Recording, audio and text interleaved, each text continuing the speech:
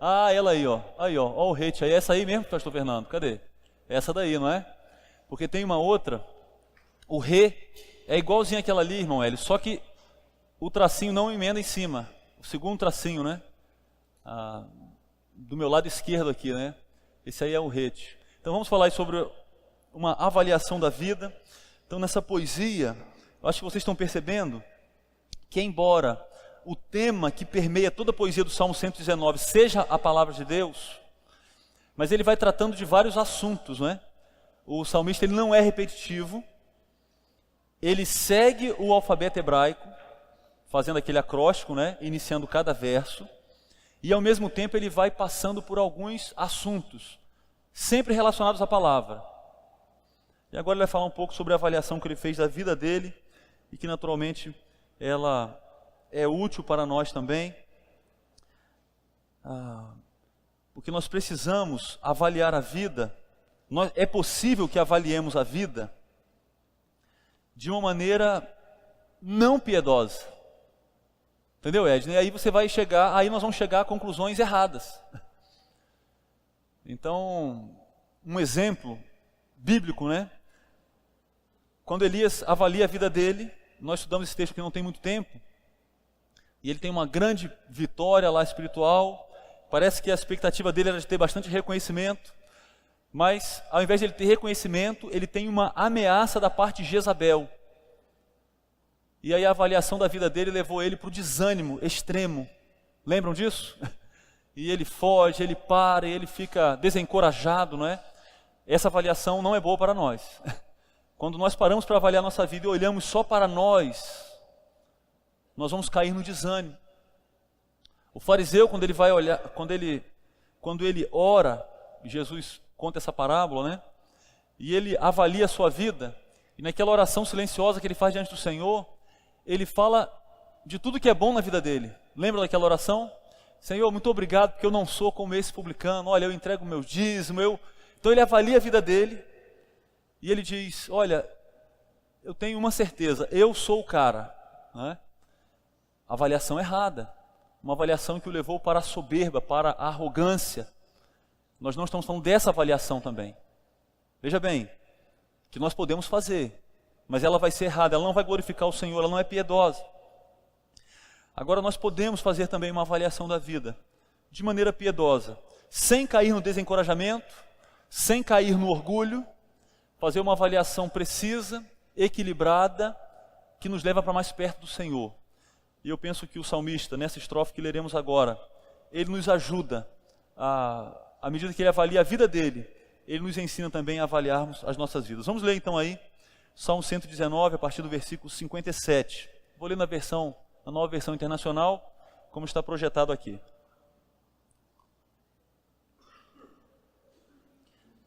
Tu és a minha herança, Senhor. Prometi obedecer às tuas palavras. De todo o coração suplico a tua graça. Tem misericórdia de mim, conforme a tua promessa. Refleti em meus caminhos e voltei os meus passos para os teus testemunhos. Eu me apressarei e não hesitarei em obedecer aos teus mandamentos. Embora as cordas dos ímpios queiram prender-me, eu não me esqueço da tua lei. À meia-noite me levanto para dar-te graças pelas tuas justas ordenanças. Sou amigo de todos os que te temem e obedecem aos teus preceitos. A terra está cheia do teu amor, Senhor. Ensina-me os teus decretos. Quando você avaliar a sua vida, alegre-se com a provisão de Deus. Alegre-se com a provisão de Deus. Quando eu avalio a minha vida, eu preciso reconhecer a imensidão da graça e do amor de Deus. É o que o salmista faz. Quando ele avalia os seus caminhos, ele reconhece que a sua satisfação estava em Deus, embora ele estivesse passando por dias difíceis. Ele demonstra isso nessa estrofe que lemos agora, e demonstra isso no Salmo. Talvez aqueles que têm estado aqui nessas manhãs aí de domingo, você vai lembrar de alguns versículos que ele já falou sobre as dificuldades, grandes dificuldades, tempo de angústia. E ao invés de agora, na avaliação da vida, ele começar a fazer uma lista de reclamações, não é? e reclamando de tudo, como às vezes nós fazemos, né? E reclamando de tudo, e listando de maneira minuciosa os problemas, as dificuldades, envolvendo pessoas próximas a nós, e nós vamos falando, né, dos problemas só.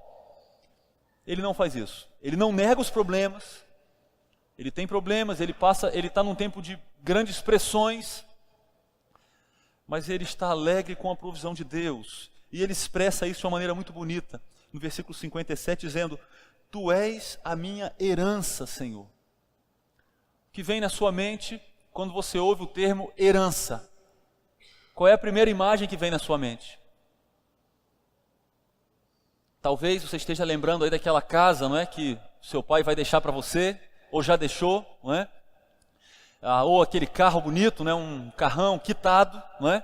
Um carrão, uns carnês, né? Umas dívidas também, que ninguém é perfeito, né?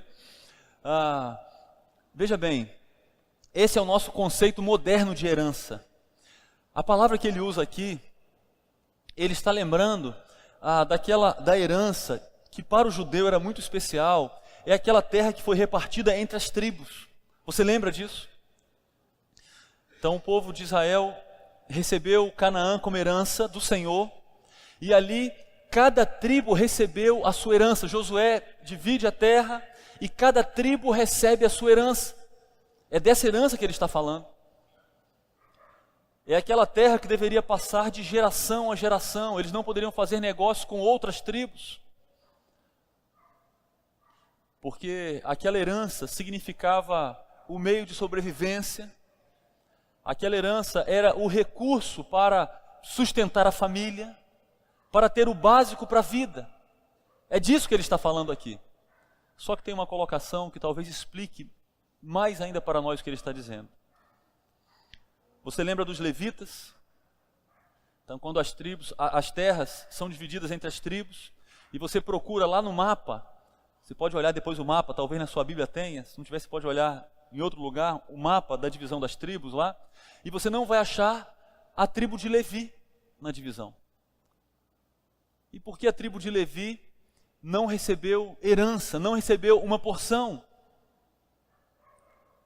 Por causa do que está escrito lá em Deuteronômio 10, 9 e Números 18, 20. O Senhor disse para a tribo de Levi que ele mesmo seria a sua herança.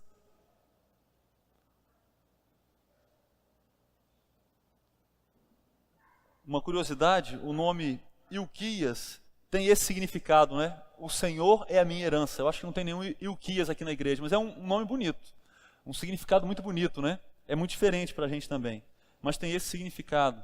É o pai de Jeremias, é aquele também que encontrou a lei, né, perdida, que estava perdida. Então a tribo de Levi, ela não tinha terra. O que eles então não plantariam, eles não venderiam? Quem os sustentaria então? Como que eles poderiam sustentar os seus filhos? Como que aquela tribo permaneceria entre Israel? O próprio Deus os sustentaria, porque o Senhor era a sua herança. O próprio Deus os sustentaria.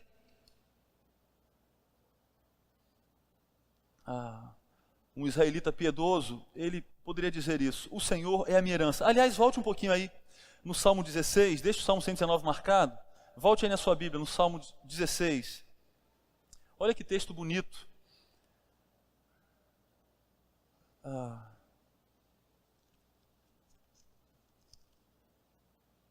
Que está aí, versículos 5 e 6.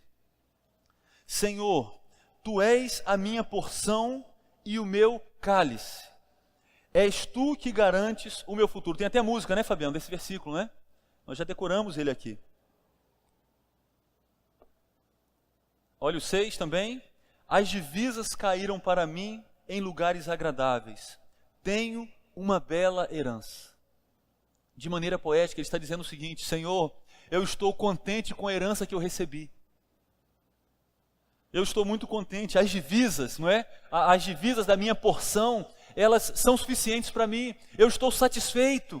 E não é porque ele ganhou uma planície, não é, com um rio no meio, e com muitas fontes de água, e com árvores, e com uma terra muito fértil. Ele está falando de maneira poética, simbólica, daquele que é a sua herança. Quem é? O Senhor. Ele está dizendo: Senhor, eu estou satisfeito com o Senhor, eu não preciso de mais nada. Não é à toa que o meu futuro está garantido, Senhor. Então a preocupação aqui, quando o salmista no Salmo 119, ele diz que o Senhor é a sua herança, ele não está pensando simplesmente num recurso que vai servir de provisão para ele no futuro. Ou num pedaço de terra que ele teria que se preocupar se vai ter chuva no futuro, para que a terra seja fértil de fato. Não, ele está falando de alguém que não muda e que garante o seu futuro. Quando ele avalia a sua vida, o salmista chega a conclusões bem humildes. E ele diz: Senhor, eu não preciso perder o sono quanto ao meu futuro. Aliás, Senhor, a garantia da minha vida não está no que eu faço. As garantias que eu tenho, todas elas apontam para o Senhor. Se você for pensar nesse sentido no Novo Testamento, né, eu estava lembrando de algumas colocações de Jesus, quando ele diz que ele é a água viva, e a água é algo tão básico que precisamos para a vida, não é? Extremamente importante para a manutenção da nossa vida. E Jesus diz: eu sou a água viva. Ele fala também que ele é a verdadeira comida que sacia a fome da alma. Ele é a ressurreição e a vida. Ele tem poder sobre o maior inimigo, que é a morte, e como consequência, sobre todos os outros inimigos.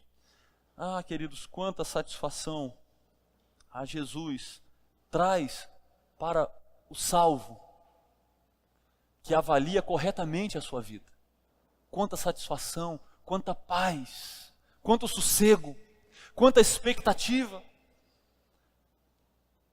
sabendo que no futuro desfrutaremos plenamente da presença dele, não é? Sem pecado algum. Mas o salmista continua.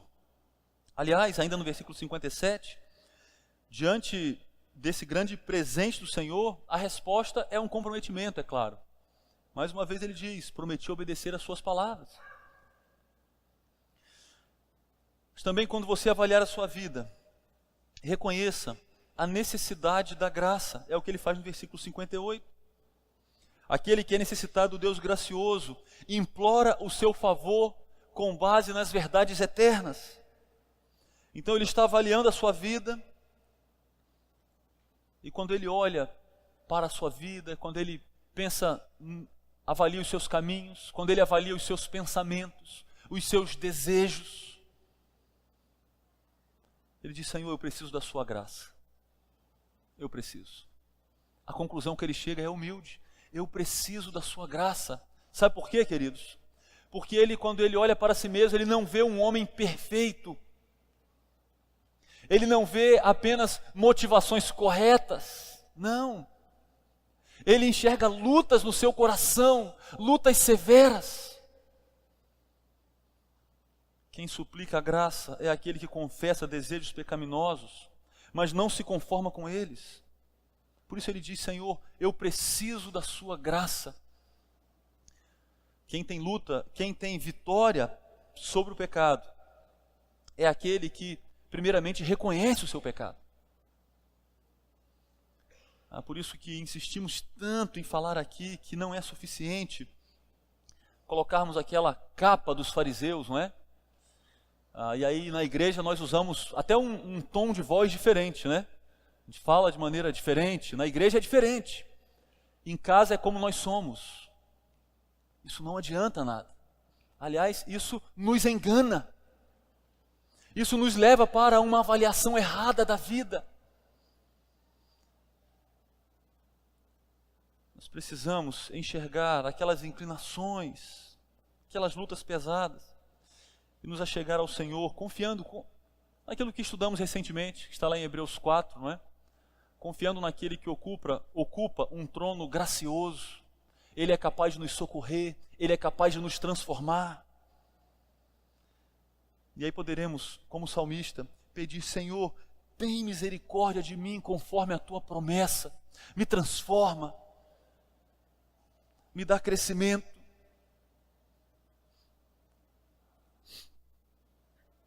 Quando você avaliar a sua vida, busque conformação à palavra de Deus. Olha aí para os versículos 59 e 60.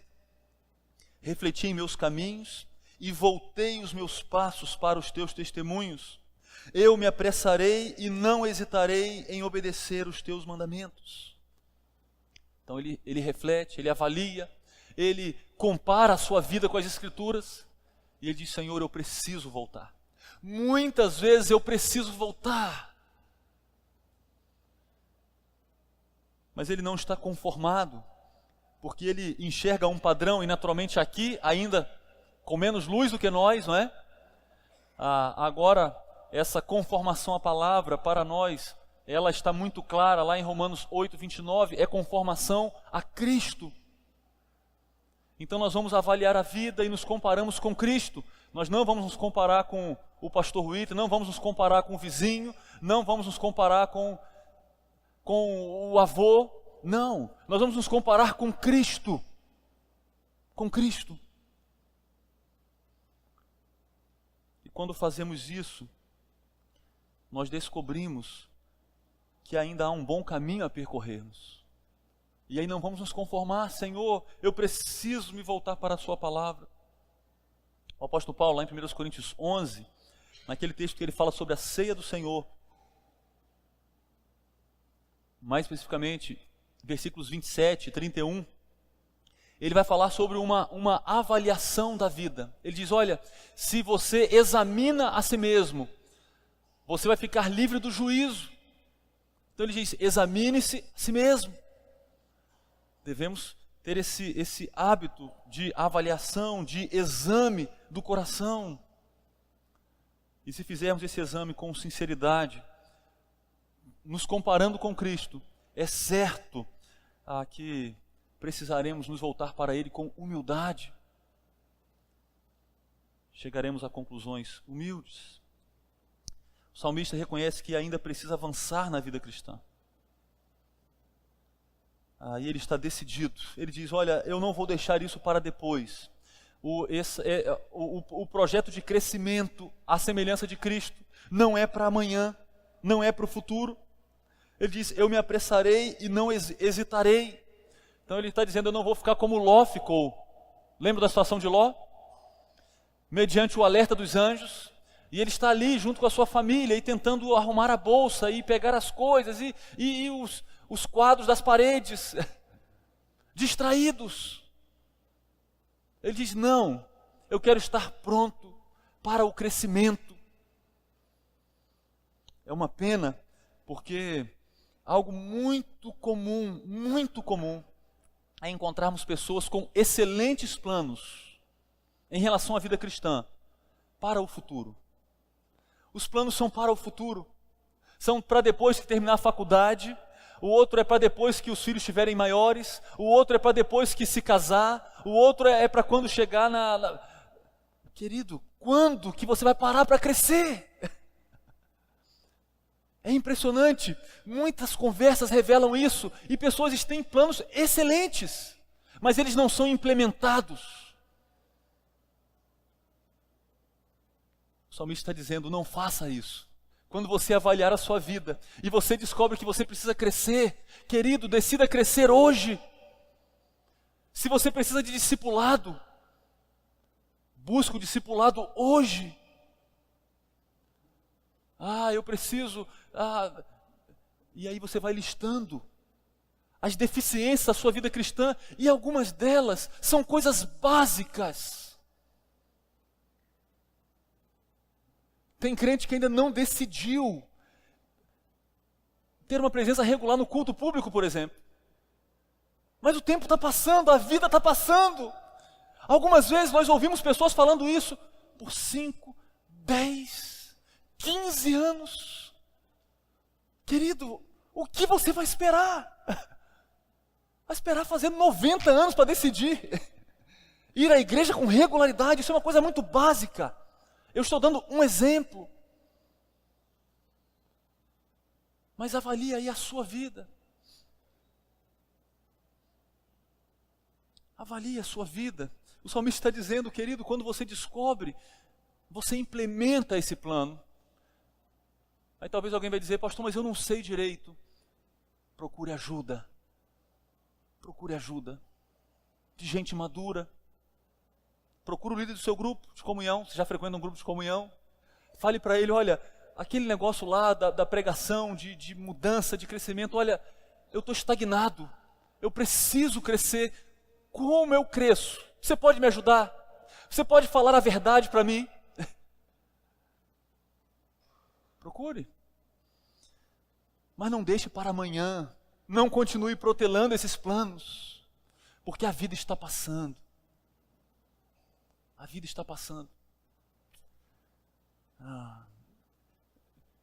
Eu tenho estado aqui na igreja há alguns anos, não é? E eu estou vendo que a vida está passando para mim e está passando para os meus irmãos também. Está passando.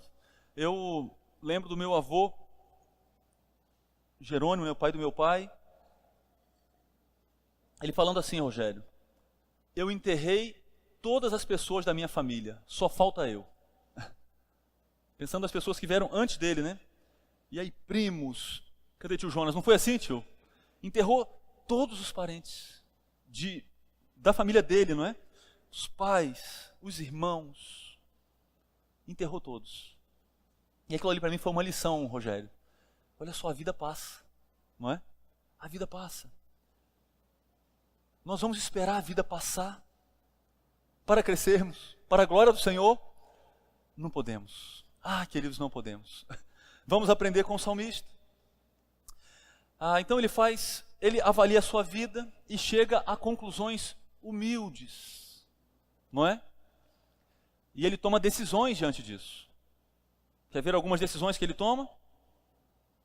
O que fazemos quando refletimos nos nossos caminhos? Quais as decisões que uma pessoa pode chegar ao avaliar a sua vida? Algo muito básico, primeiramente, não podia faltar no Salmo 119. Decida alimentar-se da palavra. Olha o versículo 61. Embora as cordas dos ímpios queiram prender-me, eu não me esqueço da tua lei. E ele está falando aqui que ele está cercado pelo sofrimento. Ele está debaixo de pressão. E na hora da pressão, na hora do sofrimento, sabe do que ele não esquece? Da palavra do Senhor. Os inimigos querem prendê-lo, mas ele está decidido a olhar para as Escrituras. E às vezes, sabe o que fazemos na hora do aperto? Nós falamos assim, eu quero uma solução para esse problema, você vai ficar falando comigo de Bíblia, eu não quero, olha só, eu preciso resolver isso aqui, Nivaldo, você não está vendo, Nivaldo? Eu quero resolver isso, Nivaldo. Ele está dizendo, na hora do aperto, eu preciso da palavra do Senhor, porque é ela que me orienta. É ela que vai me livrar de ficar desesperado, sem direção, atirando para todo lado, recorrendo a qualquer coisa. Eu lembro da minha mãe, aproveitar que ela não está aqui, né? Vocês não vão contar para ela, não. Depois você edita o áudio aí, tá? Que ela tem ouvido às vezes os áudios. Então eu com bronquite, né? Teve uma fase, passava muito mal, né? Ia ficar com aquela falta de ar e tal. E aí, indo no médico, e chegava lá, alguém dava uma receita. E aí a receita que desse, minha mãe pegava e fazia. Olha, já tomei aquele bichinho no amendoim. Já comeu aquele bichinho? Não? Aquilo faz bem. Não sei para quê, mas faz bem, que pelo menos mal não fez para mim, né? Aquele bichinho batia na vitamina. Dá no amendoim como é que é? Ele é um besourozinho preto, pequenininho, né? Um besourozinho. Está fazendo cara de novo, Yasmin? Aquilo faz bem, deve fazer bem pro cabelo. Por isso que eu estou ficando assim, o cabelo assim, entendeu? Aquele negócio deve fazer bem. Eu acho que faz crescer o nariz e as orelhas também. Eu acho que é um dos efeitos colaterais, né? Matadinha da minha mãe. Aonde? A receita que desse, Nivaldo, ela fazia. Ou tadinho de mim, né? Não sei. Que ela queria me ver bom de qualquer jeito, né? Se nós agimos assim na hora da crise, nós corremos um grande perigo, queridos. Porque as pessoas vão apontar os caminhos mais diversos, não é? E certamente o que há de pior não é comer esses besourinhos, né? Numa vitamina, que até nem altera o gosto da vitamina não, de beterraba com cenoura, que eu nunca mais tomei também. Mas a gente pode fazê-lo em casa. Mas nós temos propostas bem piores do que essa, não é? Que apontam para as seitas, que apontam para coisas terríveis, que desagradam o Senhor. Nós precisamos da segurança da palavra do Senhor para enfrentarmos os dias difíceis. Avalie a sua vida e decida voltar-se para ela.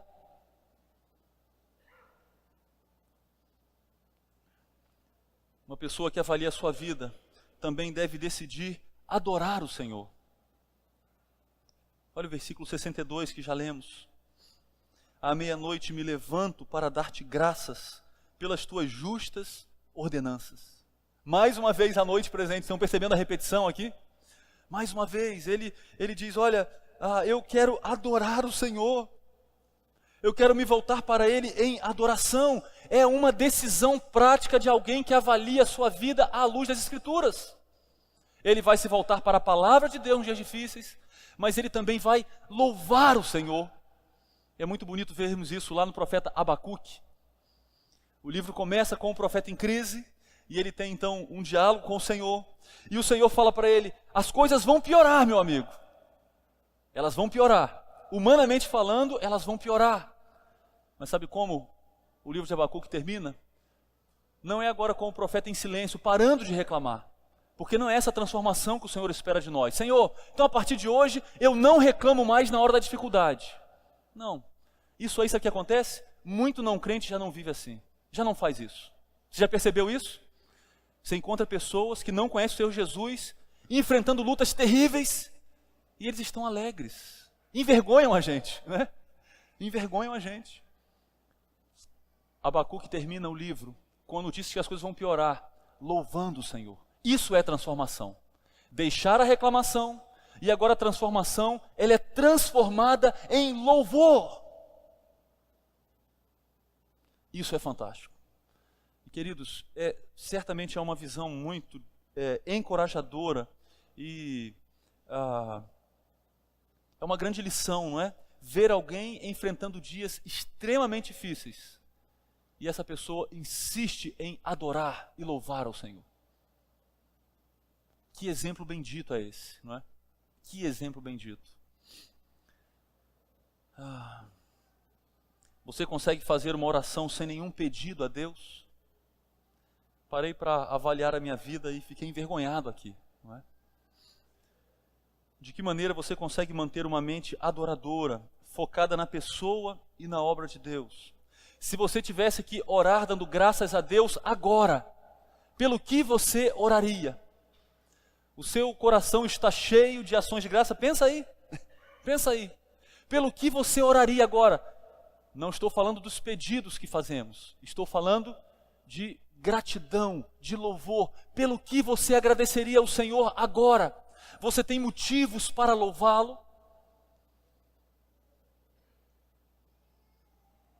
Quer um estímulo? Vamos ler aí o Salmo 111. Volte aí um pouquinho só no Salmo 111.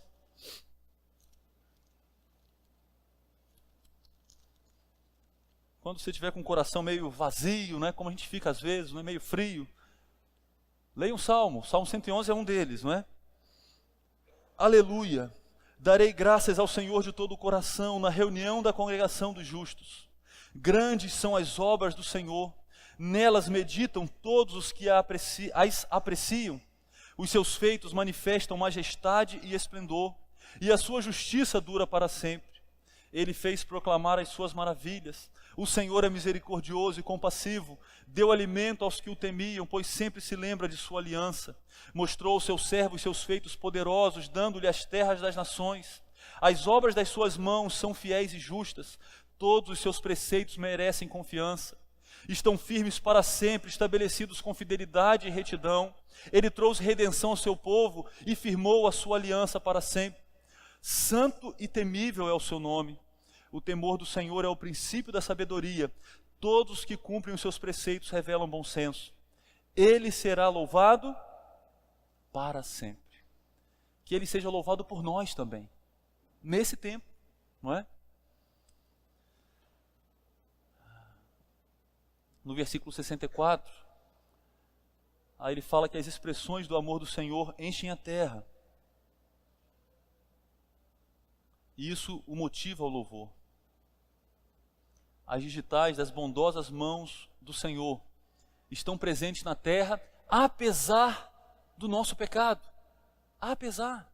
Então, muitas vezes, nós lembramos das coisas difíceis que acontecem, e de fato acontecem muitas coisas difíceis. Existem muitas coisas ruins, mas, queridos, nós não vivemos o inferno na terra. Sabe por quê? Porque a terra está cheia da bondade do Senhor. As digitais das mãos bondosas do Senhor estão presentes em todos os lugares desse planeta Terra.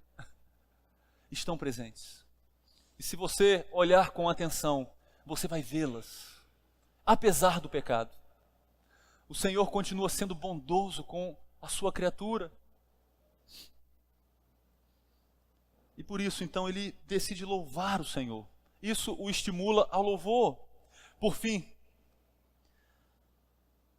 uma pessoa que avalia a sua vida, decide intensificar o seu relacionamento com os fiéis. E aqui nós temos uma lição muito prática para nós. Olha aí, versículo 63. Ele diz: eu quero me aproximar de quem ama o Senhor. Eu quero uma decisão, isso aqui é uma decisão prática. Eu quero me aproximar de quem ama o Senhor, avaliando a minha vida. Eu percebo que eu preciso me aproximar de quem ama o Senhor. E de fato é o que eu quero fazer de maneira bem prática. Porque no meio do seu povo eu sou encorajado à fé, é o que ele diz. Eu sou amigo de todos os que te temem e obedecem os teus preceitos. E aí, Sarinha, nós conversamos semana passada sobre isso, não é? Não quer dizer que nós não vamos falar com as pessoas que não são crentes. Não quer dizer que você não vai tomar uma refeição com seu colega de trabalho. É claro que não. Como que você vai evangelizá-lo, não é? Como que você vai demonstrar amor por ele? Você vai conviver com ele também. Não é isso? O apóstolo Paulo já deixou isso claro para a gente. Olha só, eu não estou falando para vocês não terem relacionamentos com pessoas não crentes. Nós precisamos de relacionamento com as pessoas não crentes, não é? Nós não vamos viver por aí numa bolha, não tem aquela brincadeira das crianças, né? Já brincou naquele negócio que você entra numa bolha, na piscina? Não tem? Nós não vamos viver assim, né? Numa bolha, andando dentro de uma bolha e não falando... Não é assim. Nós vamos perguntar o nome das pessoas, vamos nos relacionar com elas, vamos levá-las para comerem na nossa casa. Vamos ser amorosos com elas. Sabe do que ele está falando aqui? Ele está falando das pessoas que você vai buscar conselho. Ele está falando dos seus relacionamentos mais profundos. Ele está falando das pessoas com quem você vai abrir o seu coração, que é as pessoas que você vai dividir a sua vida. E aí, é claro, tem aplicações para nós como igreja. A pergunta é: como estão as suas amizades na igreja local? Elas crescem em número e qualidade ou não? Elas estão estagnadas?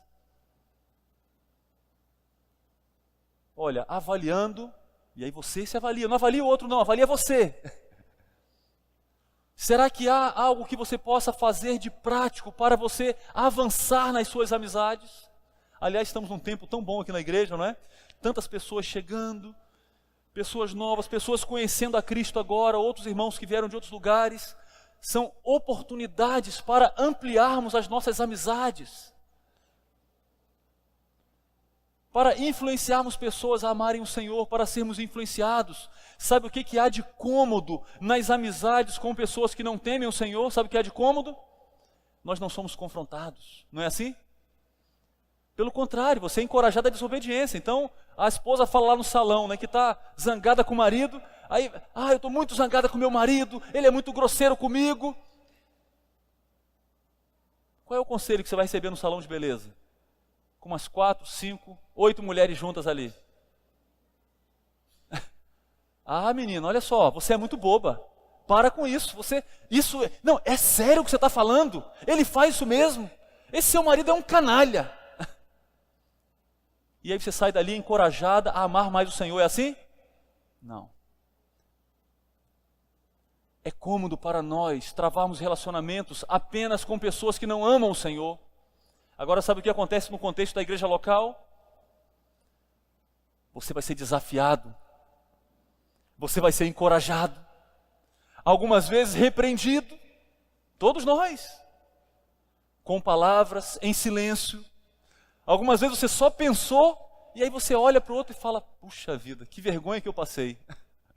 Convive com pessoas crentes que estão buscando a semelhança com Cristo.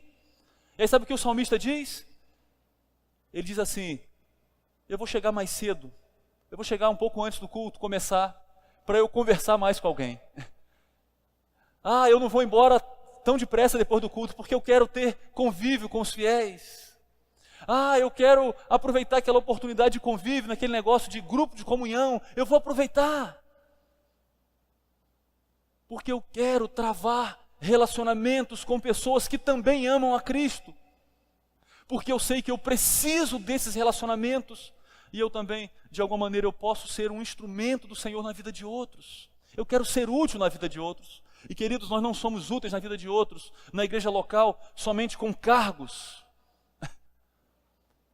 Aliás, os cargos são uma distração que nós criamos na igreja historicamente, não é? Os cargos são distrações.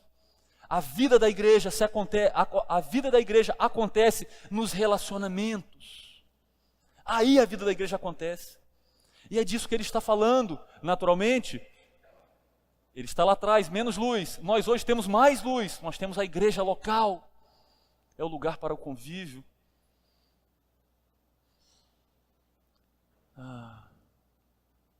E por isso ele tem alegria em ter esses relacionamentos, não é? Quais são os seus esforços para que você produza amizades profundas na igreja local? Quais são os seus esforços? E veja bem, eu não estou falando aqui daqueles planos para o futuro. Pastor, olha, Veja bem, retire isso. Se você está pensando nisso aí, isso aí não vale. Os planos para o futuro, que você não implementa agora, eles não contam para aqui, não adianta. O que você está fazendo hoje. Hoje. Eu lembro que quando estudamos aquela revista, pastor Rito, que eu acho que está até na hora de estudar de novo. Estava tentando lembrar aquele, uns aos outros, né, os mandamentos recíprocos. Eu lembro de uma aplicação do autor, quando ele falou dos saudai-vos uns aos outros. Então ele está falando, olha só, uma coisa prática. Cumprimente. Cumprimente o seu irmão. Cumprimente. Mas ele aplicou o seguinte, não cumprimente as mesmas pessoas sempre. Talvez um bom exercício é você falar assim, olha, eu quero hoje cumprimentar pelo menos 5 pessoas que talvez eu nunca tenha cumprimentado. Eu vou cumprimentar. O mais cômodo é você ficar, não é isso? A gente fica na nossa e tal. Não, ele está dizendo, vá e cumpra esse mandamento. Cumprimente alguém. E talvez é um irmão que é membro da igreja como você, e vocês estão ali já há muito tempo, mas vocês nunca tiveram uma conversinha, mesmo aquela rápida. Busque isso. Cumprimente, e aí, tudo bem e tal. Converse um pouquinho, 2 minutos, 5 minutos, talvez 10 minutos, não é? E tem a ver, são decisões práticas que tem a ver com a decisão do salmista, no versículo 63. Avaliando a vida. Como está a sua vida, não é? Uma boa oportunidade para avaliarmos as nossas vidas, de maneira piedosa, sem cairmos no desânimo, não é? E sem também cairmos na arrogância. Há uma maneira piedosa de avaliarmos a vida, que nos leva para pensamentos humildes e para decisões piedosas, que nos conduzem à mudança. Vamos orar mais uma vez? Se você quiser, pode ficar em pé.